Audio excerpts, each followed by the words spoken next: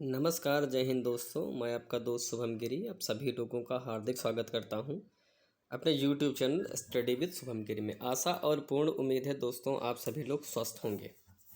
दोस्तों, कई सारी हमारे पास कमेंट्स आ रही हैं और कई सारे जो कमेंट्स आए, प्रश्न पूछे गए, उसमें जो सबसे ज़्यादा कन्फ्यूजन वाला प्रश्न था और एक प्रश्न तो ऐसा था कि जो लगभग हर कैंडिडेट पूछ रहा था, उसके दिमाग में उस बात को लेकर के कन्फ्यूज़न है।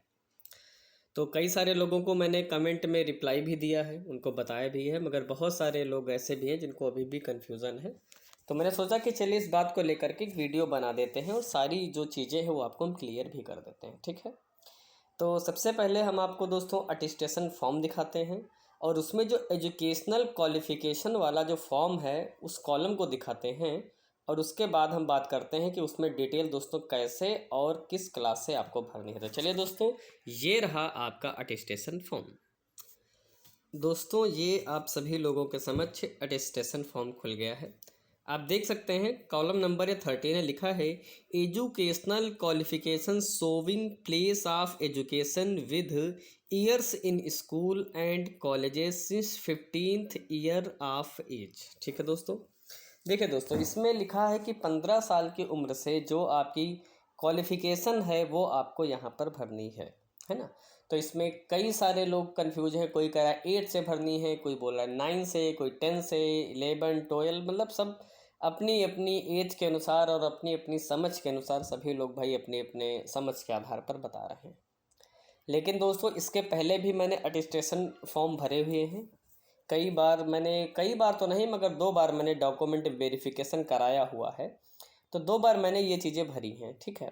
तो जब ये चीज़ें भरने के लिए आती हैं तो 15 साल की एज ही सामान्यतः सारे अटेस्टेशन फॉर्म में दोस्तों लिखते हैं, ठीक है।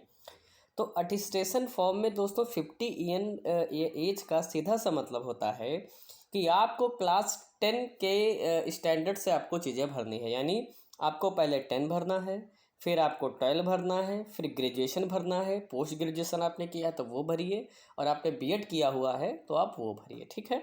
मतलब जैसा आपका क्वालिफिकेशन है वहाँ से आप भरिए। बाकी आपको 6, 7, 8 इसका कोई दोस्तों औचित्य नहीं होता है वहाँ पर भरने का, ठीक है। आप अगर स्पेस भी देखेंगे तो कॉलम भी दोस्तों उतना ही है। या तो आप कंप्यूटर में खोल करके इसका स्पेस बढ़ा करके, फाउंट वगैरह घटा बढ़ा करके तो आप लिख लेंगे, ठीक है। लेकिन अगर आप लोग ध्यान देंगे दोस्तों तो यहाँ पर बेसिकली वो 10th स्टैंडर्ड से आपकी एजुकेशनल चीज़ें मांग रहा है। तो आप 10 भरिए, 12 भरिए, ग्रेजुएशन भरिए और बीएड भरिए। अगर आप सिर्फ टीजीटी के लिए हैं तो आप 10, 12 और ग्रेजुएशन अगर इतना भर देंगे तब भी कोई दिक्कत वाली बात नहीं है। लेकिन ज़्यादातर सब लोग क्या करते हैं कि अपनी सारी क्वालिफ़िकेशंस भरते हैं ताकि अगर प्रमोशन में कोई आगे होता है तो ऑलरेडी वो लोग सबमिट किए हुए रहते हैं। तो मेरी आप सभी लोगों को सलाह है कि आप सभी लोग 8th 9th ये सब कन्फ्यूजन हटा दीजिए और आप सभी लोग 10 से भरिएगा, कोई आपको प्रॉब्लम वहाँ पर नहीं होगी, ठीक है। 10 से भरिए, आराम से भरिए। 10, 12 बीए पीएचडी भी आपने कर रखी है, जितना भी क्वालिफिकेशन है आप अपने स्पेस के मद्देनज़र रखते हुए भरिए। सबसे पहले तो दोस्तों क्रम से भरिएगा कि जिस क्रम में आपने पढ़ाई की है उस क्रम में, बढ़ते हुए क्रम में आप भरेंगे तो ज़्यादा अच्छा रहता है, ठीक है। और दूसरी बात ये भी ध्यान रखें, थोड़ा सा स्पेस का भी ध्यान रखें, है ना, कि भाई अगर आप बीएड टीजीटी हैं और नहीं भर रहा है तो अगर आप बीएड और ग्रेजुएशन भी भर देंगे उतना तो आपका चल जाएगा।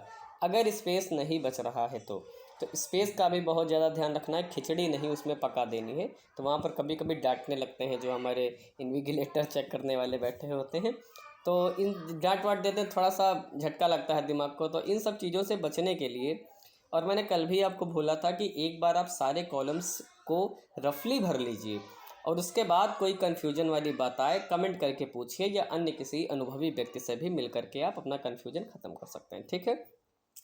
तो मेरे ख्याल से आप सभी लोगों को पहला कन्फ्यूजन तो समाप्त हो गया होगा कि किस क्लास से हमको भरें। तो दोस्तों, सामान्य तौर पर 10 से ही भरा जाता है और वहाँ पर कोई आईबी वाली जांच नहीं चल रही है कि कोई बहुत ज़्यादा परेशान होने वाली बात नहीं है।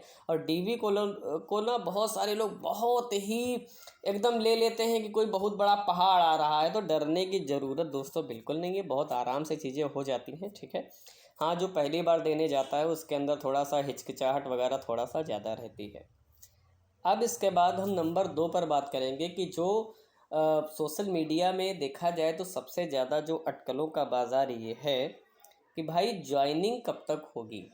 और जब से अटेस्टेशन फॉर्म और मेडिकल सर्टिफिकेट का फॉर्मेट आया है, तब से अलग अलग हमारे भाई बहन अलग अलग आकलन लगा रहे हैं। कोई कह रहा है जून जुलाई में होगी, कोई कह रहा है अप्रैल में हो जाएगी, कोई कह रहा है मई में होगी, कोई कह रहा है जून में होगी। ठीक है। और एक बात दोस्तों क्लियरली समझ लीजिए कि नेस्ट बहुत ही ज़ोर शोर से काम कर रहा है। वो खाली नहीं बैठा है। आपके दिमाग में ये है कि वो कुछ नहीं कर रहा है, तो इस बात को अपने दिमाग से निकाल दीजिए। अगर यहाँ तक सारी चीज़ें हो गई हैं तो आगे भी होंगी। और उसको प्रेडिक्ट करना तो भाई बड़ा मुश्किल है। ठीक है, प्रेडिक्ट करना नेस्ट को बहुत मुश्किल है। फिर से कह रहा हूँ, वो सारी सूचनाएं जारी करता है जो कोई प्रेडिक्ट नहीं करता है। लेकिन जो मेडिकल सर्टिफिकेट का जो अटेस्टेशन फॉर्म जो वेबसाइट पर आ गया है, उसके आधार पर हम कह सकते हैं कि भाई फॉर्म डालने का तो मतलब यही है ना कि वो जल्द से जल्द कोई सूचना भी डालेगा कि आप सभी लोग मेडिकल सर्टिफिकेट बनवा लीजिए, आपके पास इतना समय है। तो सबसे पहले ज्वाइनिंग के पहले तो दोस्तों अलॉटमेंट की प्रक्रिया होगी। अगर अलॉटमेंट की प्रक्रिया पूर्ण हो चुकी है तो सीधे सीधे ज्वाइनिंग लेटर आपका आ जाएगा। वैसे चॉइस तो मांगी नहीं गई है, तो सीधे सीधे क्या आना है, ज्वाइनिंग लेटर ही आपका आना है। ठीक है। तो मान करके चलिए, अगर जिस आधार पर देखें अटेस्टेशन फॉर्म आ गया, सर्टिफिकेट आ गया है, उस आधार पर आकलन किया जा सकता है कि अप्रैल के महीने में, दोस्तों याद रखिएगा, अप्रैल के महीने में आपकी ज्वाइनिंग हो सकती है, संभावित है। ठीक है, कोई ऑफिशियली न्यूज़ नहीं है, मगर मैं अपनी समझ के आधार पर दोस्तों बता रहा हूँ कि जिस तरीके से काम हो रहा है, जिस तेज़ी से हो रहा है, अगर अप्रैल में ज्वाइनिंग हो जाती है तो कोई चौंकने वाली यहाँ पर बात नहीं होगी। ठीक है। और फिर से मैं आप सभी भाई बहनों को बधाई देता हूँ कि आप सभी लोगों ने कड़ी मेहनत की, यहाँ तक पहुँचे, आगे भी पहुँचेंगे। थोड़ा सा धैर्य रखें, खुश रहें, हैप्पी रहें, परिवार के साथ वक्त बिताइए, क्योंकि जिस दिन आप निकलेंगे ना घर से, यकीन मानिए दोस्तों, अगर आप पहली बार नौकरी के लिए घर से बाहर निकलेंगे, आपकी आंखों में आंसू होंगे और आपको लगेगा भी कि जो हमने मेहनत की थी, आज जो हमारी मेहनत दोस्तों सफल हुई। दोस्तों आज के लिए हम इतनी ही जानकारी आपको देंगे। फिर से बधाई जितने भी लोग सेलेक्ट हुए हैं, और बाकी मेरे ख्याल से कन्फ्यूज़न आप सभी लोगों की दूर हो गई होगी। अभी भी अगर अटेस्टेशन फॉर्म को लेकर के उसमें कोई ऐसी चीज़ है जो आपको समझ में नहीं आ रही है, किसी पॉइंट को लेकर के आपके मन में कन्फ्यूज़न है, तो आप कमेंट करके अपने सवाल को पूछिए। वहाँ पर मैं दूंगा। अगर आपकी बड़ी समस्या हुई तो मैं नेक्स्ट उसके ऊपर वीडियो भी बना दूंगा, और अगर छोटी मोटी अगर कोई दिक्कत होगी, नॉर्मल सी बात होगी, तो मैं वहीं पर आपको कमेंट में दोस्तों रिप्लाई दे दूंगा। जानकारी दोस्तों कैसी लगी कमेंट करके ज़रूर बताइएगा।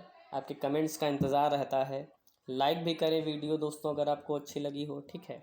और अंत में दोस्तों एक निवेदन है आप सभी लोगों से कि आपने हमें यहाँ तक सुना, बड़ा अच्छा लगा, हमसे जुड़े बहुत खुशी हुई, और आप लोग कामयाब भी हुई, इसके हमें डबल खुशी हुई।